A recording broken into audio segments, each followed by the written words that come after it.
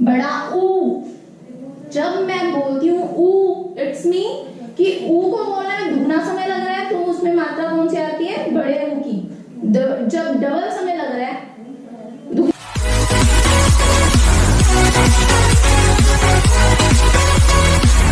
Morning students. आज हमारा topic है वर्ण विचार। आज मैं आपको बताने जा रही हूँ वर्ण विचार के बारे में। वर्ण विचार होता है क्या? सबसे पहले वर्णों की सबसे छोटी इकाई, ठीक है, कि वर्णों की सबसे छोटी इकाई या ध्वनि को हम कहते हैं वर्ण। आपने छोटी क्लासेस में किया होगा वर्णमाला किसे कहते हैं। तो इसी तरह से आज हमारा ये टॉपिक चल रहा है वर्ण विचार के ऊपर। वर्ण विचार होता क्या, ठीक है, कि उच्चारण के समय जब भी हम कुछ बोलते हैं, बोलते समय जब हमारे मुंह से जो भी ध्वनि निकलती है उसे हम बोलते हैं वर्ण, और इनके टुकड़े नहीं किए जा सकते, वो हमारा क्या कहलाता है? वर्ण। और सबसे पहले वर्ण, वर्ण कितने प्रकार के होते हैं? वर्ण हमारे दो प्रकार के होते हैं। फर्स्ट होता है स्वर और सेकंड होता है व्यंजन। ठीक है, कि वर्ण के कितने प्रकार होते हैं? वर्ण के दो प्रकार होते हैं।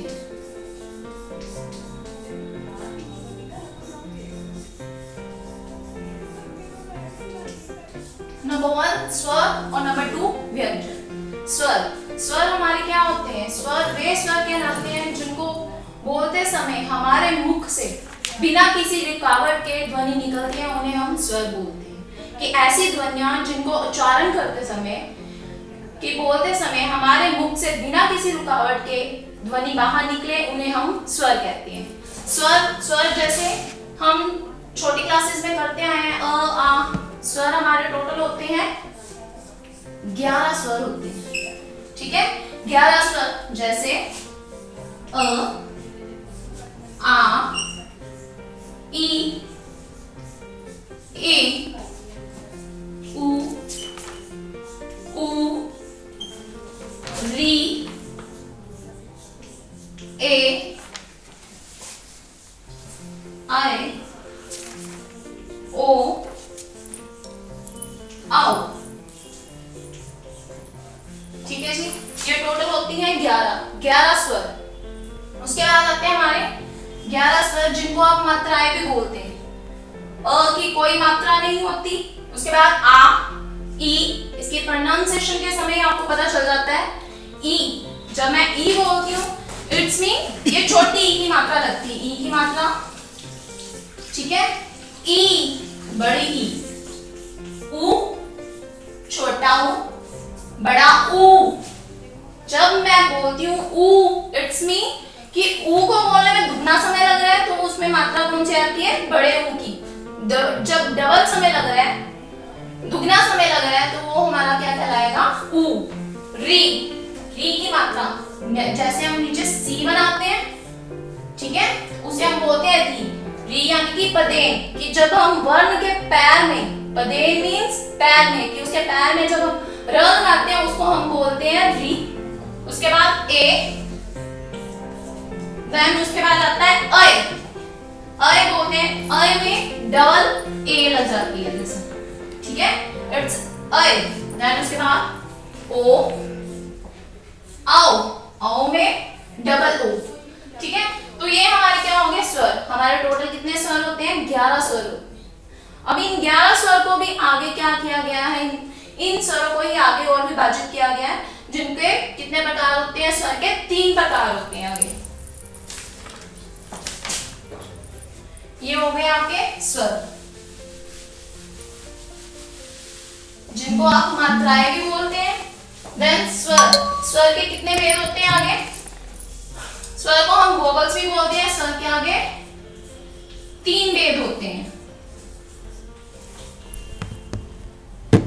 नंबर 1 ह्रस्व स्वर, नंबर 2 दीर्घ स्वर, नंबर 3 लुप्त स्वर, ठीक है।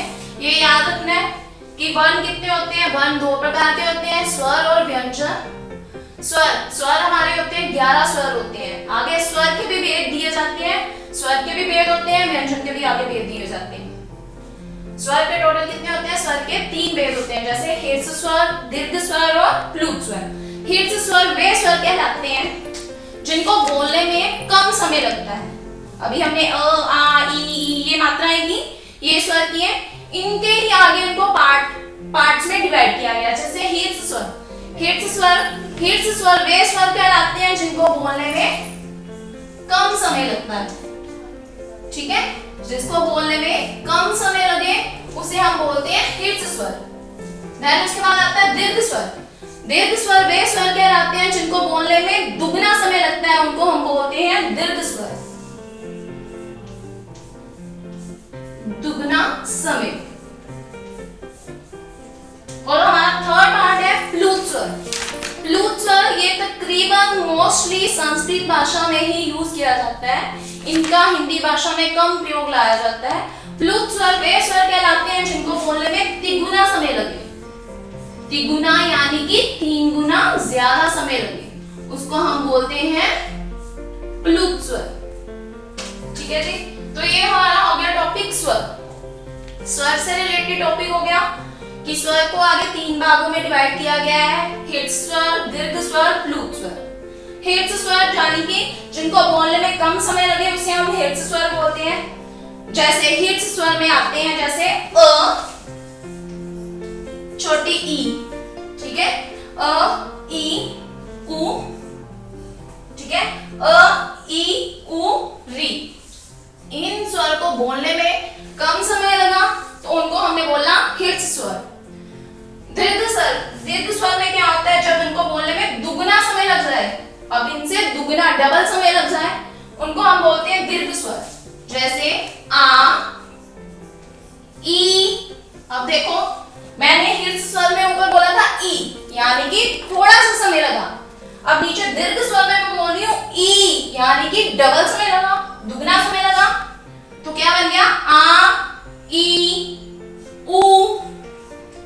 ठीक है, आ, ई, उ, ए, आए। ठीक है, तो ये आपके क्या कहलाएंगे? दीर्घ स्वर। आगे नेक्स्ट है थर्ड पार्ट इज प्लुत स्वर। प्लुत स्वर वह स्वर है जिसमें तिगुना समय लगता है, जैसे ओम। ओम को बोलने में क्या होता है? 3 गुना ज्यादा समय लगे, उन्हें हम बोलते हैं प्लुत स्वर। ठीक है जी, तो ये हमारा टॉपिक हो गया स्वर से रिलेटेड कि स्वर को कितने पार्ट्स में आगे डिवाइड किया गया। स्वर हमारे टोटल 11 होते हैं, वॉवल्स जिसे बोलते हैं, 11 स्वर होते हैं। उन स्वरों को भी आगे पार्ट्स में डिवाइड किया जाता है, जैसे हीर्घ स्वर, दीर्घ स्वर और प्लुत स्वर। हीर्घ स्वर वे स्वर कहलाते हैं जिनको बोलने में कम समय लगे, जैसे अ, ई, उ, री। देन उसके बाद है दीर्घ स्वर, जिनको बोलने में दुगना समय लगे, उन्हें हम दीर्घ स्वर कहते हैं, जैसे आ, ई, उ, ए, अ। थर्ड इज प्लुत स्वर, जिनको बोलने में हमारा तिगुना समय लगे उसे हम प्लुत स्वर कहते हैं, जैसे ओम। ये आते हैं हमारे प्लुत स्वर। देन उसके बाद हमारा अगला टॉपिक आता है व्यंजन। मतलब उसका ना एचडी है, उसकी स्टोरेज कितनी है और पता नहीं मेरे हिसाब से। हमारा नेक्स्ट टॉपिक इज अगर रिकॉर्ड व्यंजन। और मुझे एचडी कार्ड उसमें छोटा ही लगा है। मुझे गाना जो भी है नहीं दूसरा हैगा मेरे को, बस अच्छा। है कि दूसरा भी नाउ यूज करना चाहिए। हमारा नेक्स्ट टॉपिक इज व्यंजन। व्यंजन क्या होते हैं? व्यंजन जिनका उच्चारण करते समय हमारे मुख में फिर हवा मैं ट्राई करेंगे थोड़ा रुक कर बाहर निकलती है, उन्हें हम व्यंजन कहते हैं। जैसे क, ख, हमारे टोटल कितने हैं? 33 व्यंजन है। व्यंजन को भी आगे पार्ट्स में डिवाइड किया गया है, तो हमारे व्यंजन कुल कितने हुए? 33 व्यंजन। उसके आगे पार्ट्स हैं, व्यंजन को भी आगे उन्होंने पार्ट्स में डिवाइड किया गया है, जैसे इसके भी आगे 5 पार्ट्स डिवाइड में लाए गए हैं। टोटल होते हैं 33 व्यंजन, जैसे क, ख, ग, ग, ण। इस तरह से क वर्ग, च वर्ग, प वर्ग, इस तरह से हमने छोटी क्लासेस में लाइंस की हुई हैं, उनको बोलते हैं क वर्ग, च वर्ग, प वर्ग,